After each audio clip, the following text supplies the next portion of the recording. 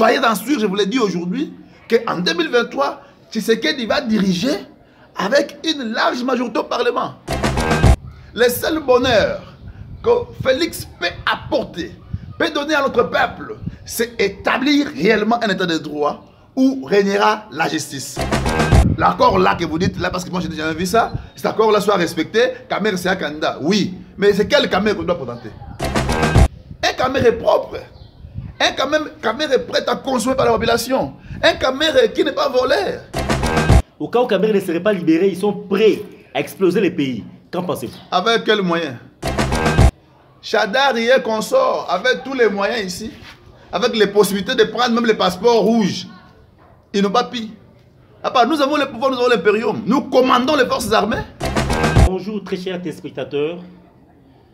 Nous voici aujourd'hui dans notre nouveau numéro de notre émission Politicien. Eh bien, l'émission d'aujourd'hui reçoit pour vous un nouveau invité. Il s'agit de Maître Joe Mukuna, qui est avocat et président de l'ASBEL Softs. Sans pour autant monopoliser la parole, je m'en vais directement lui adresser la parole. Bonjour, Maître Joe Mukuna. Bonjour, monsieur le journaliste. Oui, le public qui vous voit aujourd'hui participer dans notre énième émission veut savoir, vous êtes avocat dans quel barreau? Oui, je suis avocat en République démocratique du Congo, en même temps coordonnateur de SOFTA. Parce que vous avez parlé de président, je ne suis pas président, je suis coordonnateur de SOFTA ASBEL, qui signifie soutien à Félix Tshisekedi pour l'alternance.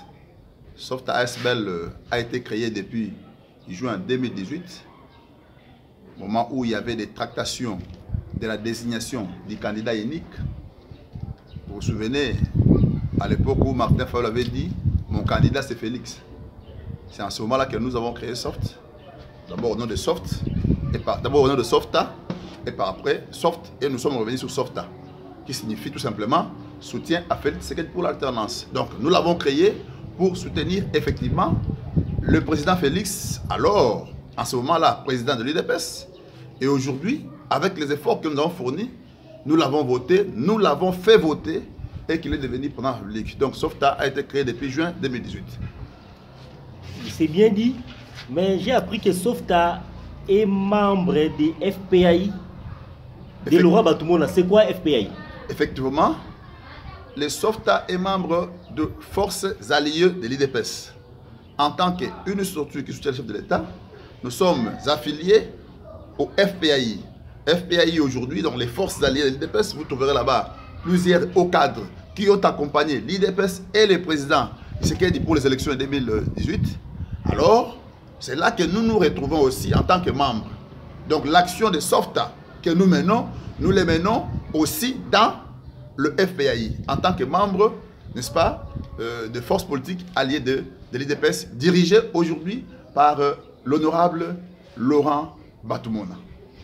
Ok, nous avons bien compris que vous êtes une branche de soutien au président de la République, Félix Antoine Tshisekedi. Mais Maître Mukuna, comme vous le savez aujourd'hui en RDC, l'actualité c'est aussi l'arrestation de l'honorable Vital Kamerhe, qui est le directeur du cabinet du chef de l'État.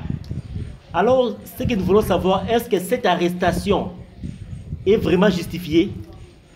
Oui, merci beaucoup. Je voudrais, avant de parler de l'arrestation de Vital Kamerhe, faire un peu une marche en arrière pour rappeler aux téléspectateurs qui nous suivent. Qu'est-ce qui a été la lutte de l'UDPS? Depuis 1982, l'UDPS a basé son combat sur un slogan. Ce slogan, c'était l'établissement d'un état de droit. D'ailleurs, il y a beaucoup de spots qui s'écrivent aujourd'hui.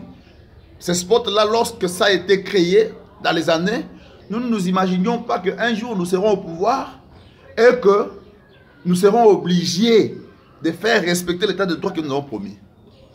Le président Félix Tshisekedi, pendant la campagne, et avec celui que tu as cité, Vital Kamerhe, ont promis au peuple congolais l'état de droit.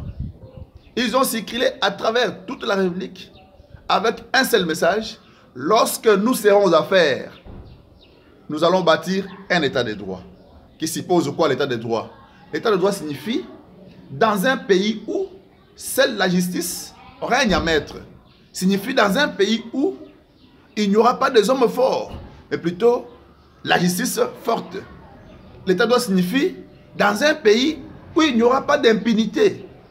Ce qui a fait que Kabila a échoué, lamentablement, parce que il avait du mal à lutter contre l'impunité. Vous vous souvenez?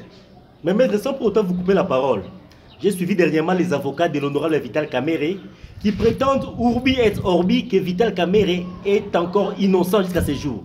Est-ce qu'un innocent comme Vital Kamerhe peut être déféré en prison comme c'est le cas aujourd'hui? Oui, tu m'as appelé maître. Si un avocat vous dit que Kamerhe est innocent jusqu'à ce jour et qu'il ne peut être en prison, je ne sais pas, bon, les qualifier, mais c'est mal parlé. Kamerhe est encore innocent parce que, de par le principe de la présomption d'innocence.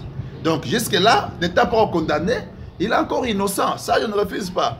Mais cela ne signifie pas que s'il y a des indices sérieux d'équitabilité mis à votre charge, que vous ne soyez pas gardé. Vous savez que Kamerhe, c'est un grand monsieur. Il est directeur de cabinet. Un monsieur pareil, il faut les protéger aussi. Imaginez-vous que vous prenez Kamerhe, bon, soyez en liberté, avec tous ces gens qui ont compris de cette démarche, mais ils peuvent aussi lui faire du mal.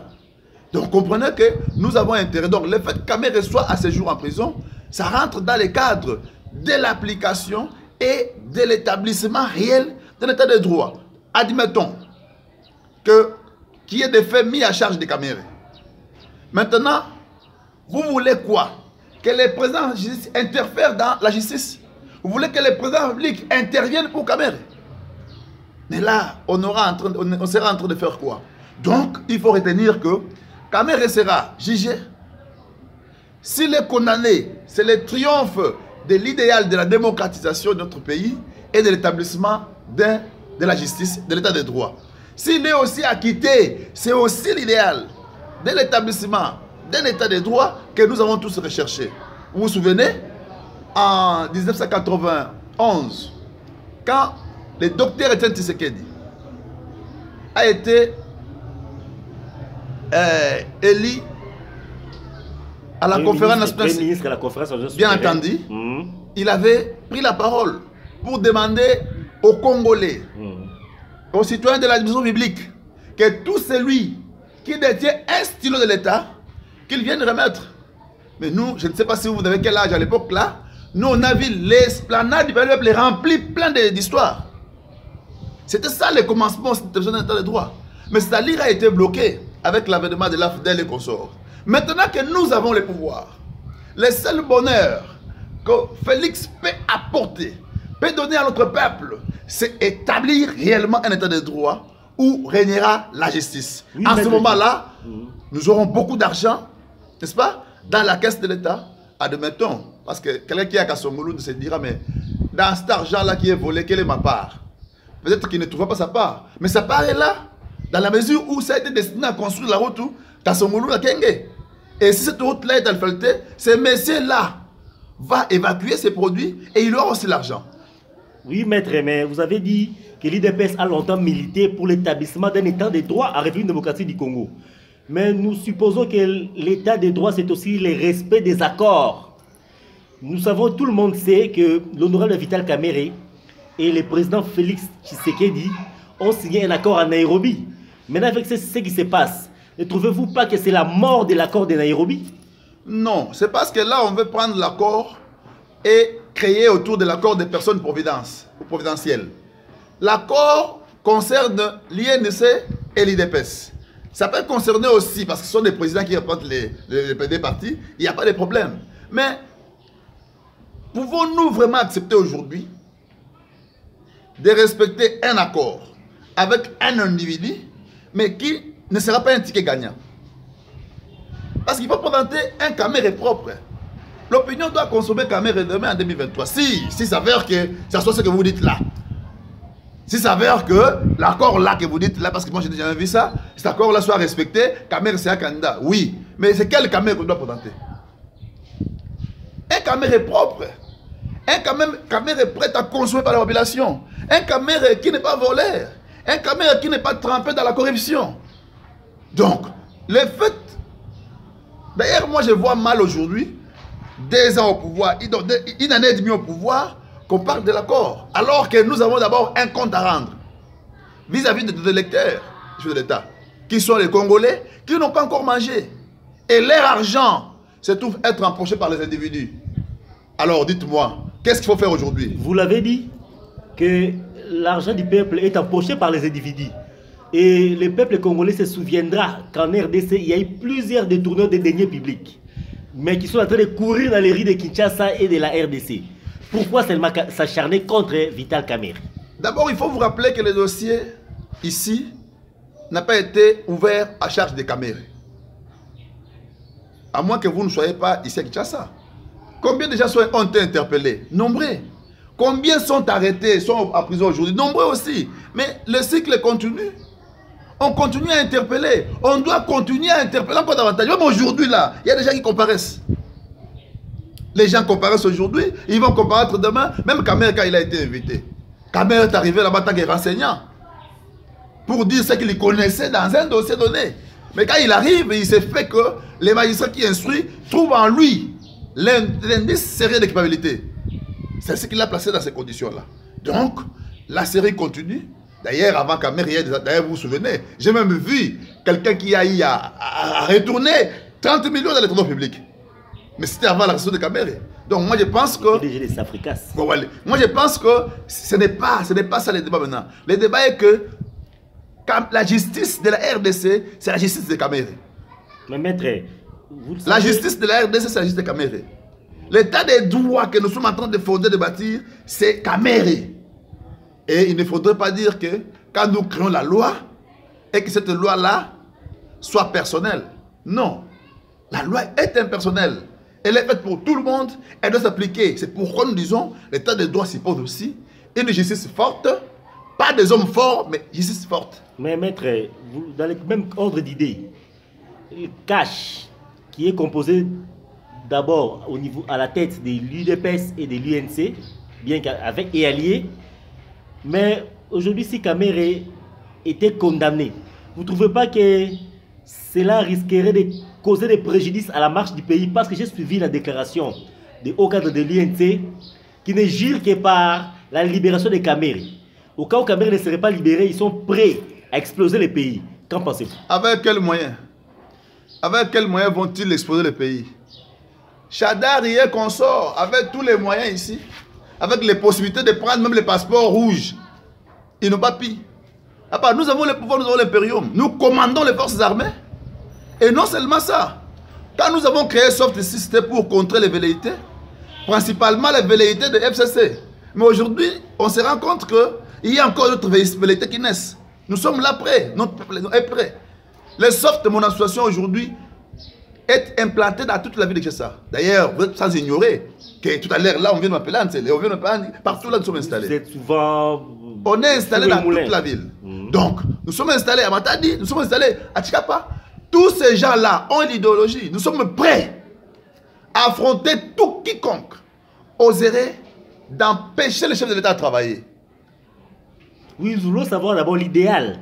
L'idéal des Soft, c'est quoi? Vous êtes là, qui êtes-vous vraiment? Quand nous avons créé le Soft, nous l'avons créé pour que le chef de l'État ait son pouvoir et travailler. Il s'est fait que le président est élu, mais il n'a pas la majorité. Parlementaire. Or, n'avoir pas la majorité parlementaire, vous devenez quelque part esclave de la majorité qui est créée là-bas. Ce qui fait que beaucoup de choses sont passées pendant l'année passée de cette année, n'est-ce pas? Qui empêche le chef de l'État de travailler. Nous disons ceci, il n'y a pas de problème, mais Soft est créé. Nous nous préparons pour donner au chef de l'État la majorité en 2023. Soyez sûr, je vous l'ai dit aujourd'hui, qu'en 2023, Tshisekedi va diriger avec une large majorité au Parlement. Pour ne pas tomber. Et alors, au-delà de ça, nous nous sommes dit quoi? Vous savez qu'en 2014, 14 ou 15, le 19 janvier 2015, il y a eu une grande marche dans ce pays qui a bloqué tout un parlement pour modifier la constitution. Précisément l'article 8. Bien entendu. Mais alors, pourquoi vous avez peur? De quoi avez-vous peur? Les Soft, c'est ça. Donc, s'ils osent, nous, on va bloquer ces parlements-là et ils ne sauront pas modifier la constitution. Et par rapport à ce que tu as évoqué ici, les gens de Kamerhe, Je ne sais pas, vous êtes où, vous dormez où? Ils n'ont ni les pouvoirs, ni la force de faire quoi que ce soit. Mais nous avons du respect envers eux. Parce qu'ils sont nos alliés. Nous voulons que la justice ait son caractère indépendant, qu'il fasse très bien son travail pour qu'il nous rende les verdicts. Si Kabila n'a pas volé, ce sera toujours le triomphe de la justice. S'il a volé, il sera condamné. C'est ça l'état de droit. Mais qu'il ne s'acharne pas du tout, comme s'il y a quelqu'un derrière ça. Personne n'est derrière ça. C'est d'abord, pourquoi Félix, en 2019, n'était pas chaud? Pourquoi il avait promis que l'année serait des actions? Il a commencé par changer les magistrats, non? Il a estimé que les magistrats que Kabila avait laissés là-bas n'avaient pas des idéaux de nature à inquiéter des gens qui sont en train de torpiller les préventions. Les gens qui sont en train de voler l'argent de l'État. N'avait pas ces intentions-là. Mais aujourd'hui, quand on a changé, directement, c'est un signal fort. Vous avez vu les arrestations. Le Congolais a besoin de son argent. Son argent ne peut être empoché par des individus. Non. Mais pour que cet argent soit empêché, il faut qu'il y ait la rigueur. Il faut qu'il y ait la justice. Pour que tout celui qui sera pris, la main dans le sac, soit en tout cas mis hors d'état de nuire. C'est ça le combat que nous menons, les soft. Je crois que l'ancien président Kabila a fait son temps. Aujourd'hui, c'est le président de la République, Félix Antoine Tshisekedi Tshilombo, qui est aussi en train de faire son temps. Et le peuple congolais les jugera en 2023. Mais je voulais savoir, maître, quel est le point de vue du soft par rapport au congrès qui devrait être organisé récemment, le congrès promis par le président du Sénat, l'honorable Tambwe Mwamba, et madame la présidente, c'est qui encore le nom? Mabunda. Mabunda de l'Assemblée nationale. Oui. D'abord, c'est ça ce qu'on appelle les velléités. Vous êtes là en train de vous préparer pour nuire à l'autre. C'est ça le mal. C'est pourquoi nous avons appelé cet accord ici de FCDH là. Je vous dis que c'est quelque chose que nous avons fait. C'est un mariage contre nature. Mais comme c'était à l'époque, c'était inévitable, ça. On ne pouvait rien. Mais c'est un mariage que je ne pense même pas revenir sur ça, à moins que les gens se convertissent. Et là, il faut appeler les saints du ciel qui viennent tester s'ils se sont convertis, alors très bien. Parce que des gens qui ont volé, qui continuent à voler, qui ont toujours volé l'argent de l'État, ils se disent, écoutez, vous savez que l'IDPS a une histoire. L'IDPS a commencé son combat sur l'état des droits, sur la recherche et la possibilité d'établir un état des droits. Alors quand je construis un mariage avec les gens qui ont fondé leur combat sur comment piller les ressources humaines, alors, les ressources de l'État, comprenez, on est où là? Alors, nous disons ceci, par rapport au Congrès. Par rapport au Congrès, nous avons l'article 85. L'article 85 a été clair que le président de la République décrète l'état d'urgence après concertation avec le président des chambres ainsi que le Premier ministre. Il n'est nulle part fait allusion à l'autorisation. Ça devait, après avoir décrété l'état d'urgence, on devait transmettre l'ordonnance à la Cour constitutionnelle pour apprécier... Ce qui n'a pas été fait, il paraît. Bon, ça n'a pas été fait, mais ça finit par être fait. Cela ne veut pas aussi créer un problème. Donc, nulle part, on parle de l'autorisation. Donc, cet état d'urgence-là n'a pas été décrété en violation de la Constitution. Il n'y a pas eu violation de la Constitution. Parce que Tambwe Mwamba dit aujourd'hui que nous avons été surpris. Mais vous l'avez vu à la télévision, au sortir de l'audience, d'ailleurs, je me souviens, à côté de Mabunda. Mabunda dit quoi? Je ne vais pas anticiper les présidents de la République. Les décisions vont tomber. Mais cette constatation-là, du point de vue juridique, c'est quoi? Mais le président vous invite, il vous dit, voilà, le pays est en danger. Nous devons, en tout cas, sauver la nation par rapport à ça. C'est fini. Ils sont partis. Le président prend l'ordonnance et contresigné par le Premier ministre. Quel est le problème? Donc, c'est ça la velléité. On pense que Simbi qui Félix pouvoir. Pour ça. Tout ça, pouvoir en 2023, tout ça, il est en soutien en 2028. Et puis 2032, on va voir. Bon, bien que sur ce dossier, la Cour constitutionnelle s'est déjà prononcée, mais à ce que je sache, le président de la République n'a jamais été contre les mariages FCC cash. Non, nous-mêmes là, nous ne sommes pas contre. Nous pensions avoir contracté un mariage avec un saint. Mais alors que les saints rêvent avec des projets machiavéliques et des illusions optico-géométriques. Vous voyez les illusions, quand quelqu'un rêve qu'il peut facilement prendre les pouvoirs que Félix a et les renvoyer. Non, non, ça sont des rêves, ce sont des illusions. Bon, il n'est jamais interdit à quelqu'un de rêver. Bon, rêver, mais pas des illusions. Les illusions psychogéométriques signifient quoi? Signifie, tiens, ici, tu vois Kingasane. Bon, maître, l'actualité au pays, tout comme à l'échiquier international, c'est aussi la maladie coronavirus, dénommée Covid-19. Alors, nous sommes en train de les vivre tous sur le terrain. Avez-vous un mot à placer par rapport à ça?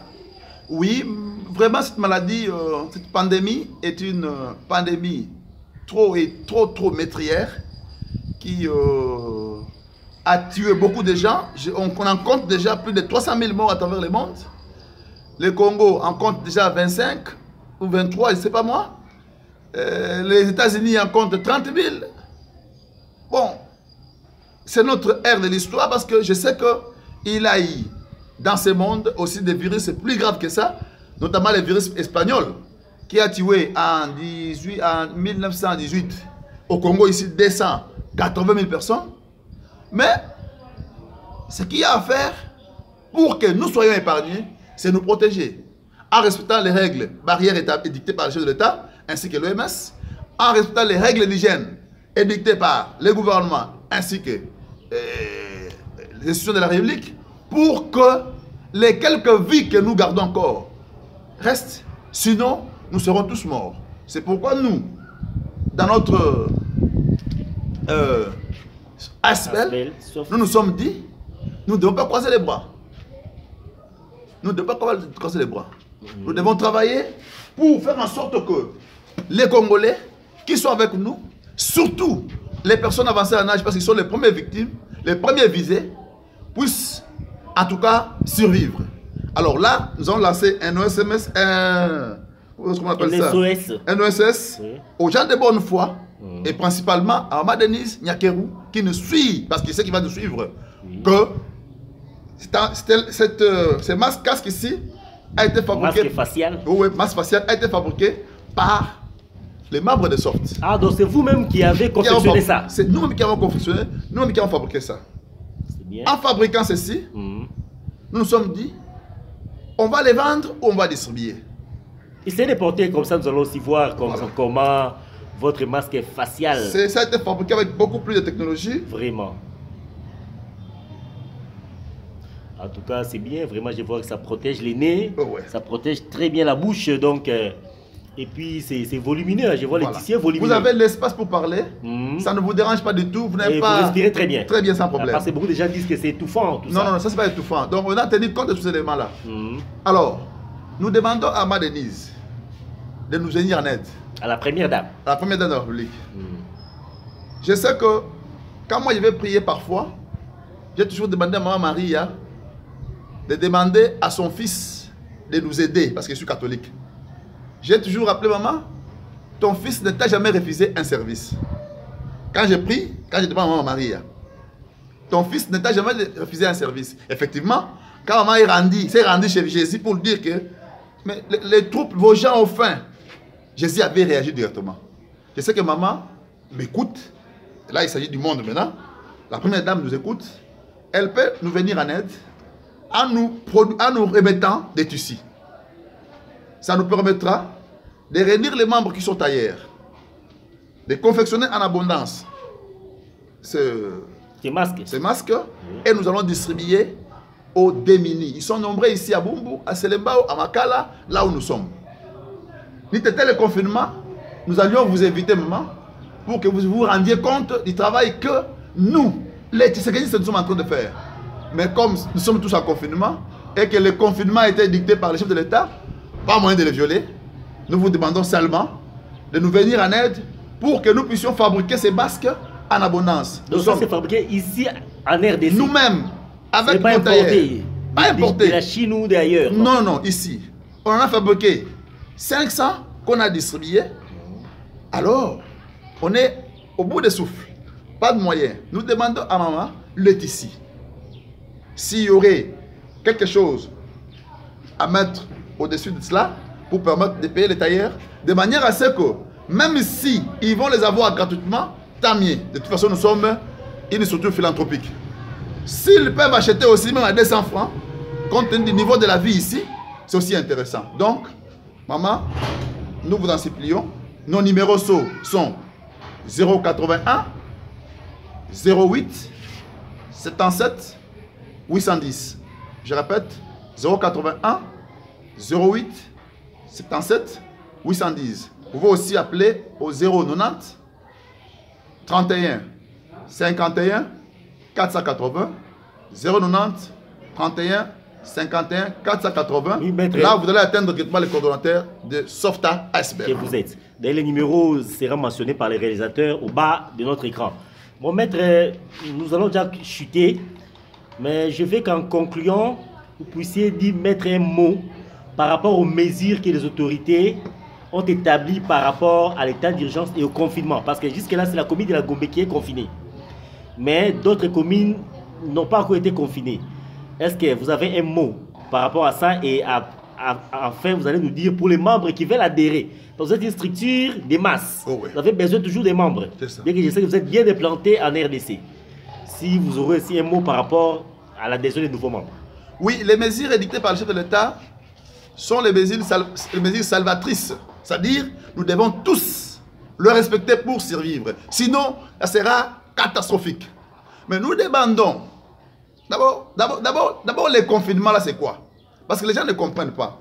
Lorsqu'on confine Gombe, signifie on met Gombe en isolement pour permettre à ce que ceux qui sont malades, d'autant plus qu'ils ne se déplacent pas pour aller propager, qu'ils se fassent remarquer de manière à ce qu'ils soient pris en charge.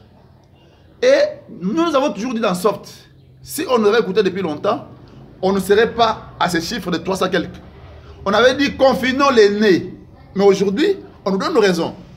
Confinons le nez et la bouche signifie quoi?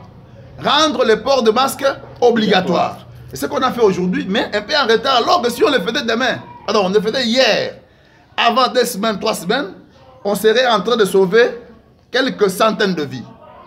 Bon, tout compte fait, tout le monde n'est pas technicien. Je sais que nous avons des grands techniciens qui sont en train de travailler, à l'occurrence le docteur Mouyembe, Tanfoumou. Je sais qu'avec lui et son équipe, l'espoir est là. Nous allons gagner. Oui, alors par rapport aux membres qui veulent adhérer au soft. Par rapport aux membres qui veulent adhérer au soft, c'est simple. On ne vous demande rien. Nous sommes tous en confinement. Vous pouvez nous appeler au numéro 081 08 77 810. Le numéro sera affiché au bas de l'écran, comme l'a dit le journaliste. Nous ne siégeons pas parce que toutes les réunions ont été interdites par le gouvernement. Donc, tout s'est fait après le confinement. Mais appelez-nous au téléphone, nous allons discuter, on verra ce que nous allons échanger autour de votre adhésion dans Softa ASBL.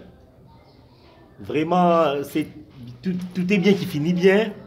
Maître, vraiment, nous sommes très contents. Et je crois que le message est passé. Maman Denise, qui est très bien informée, notamment à travers ses services, a suivi votre message et le reste, elle-même sait ce qu'elle pourra faire pour vous. En tout cas, très chers téléspectateurs, notre joie était grande, mais les bonnes choses ne durent pas du temps. Nous voici arrivés à la fin de notre émission Politicia et nous prenons rendez-vous avec vous la semaine prochaine. Mais sachez que cette émission sera diffusée dans plusieurs chaînes partenaires ainsi que dans notre chaîne YouTube. Merci beaucoup et à la prochaine.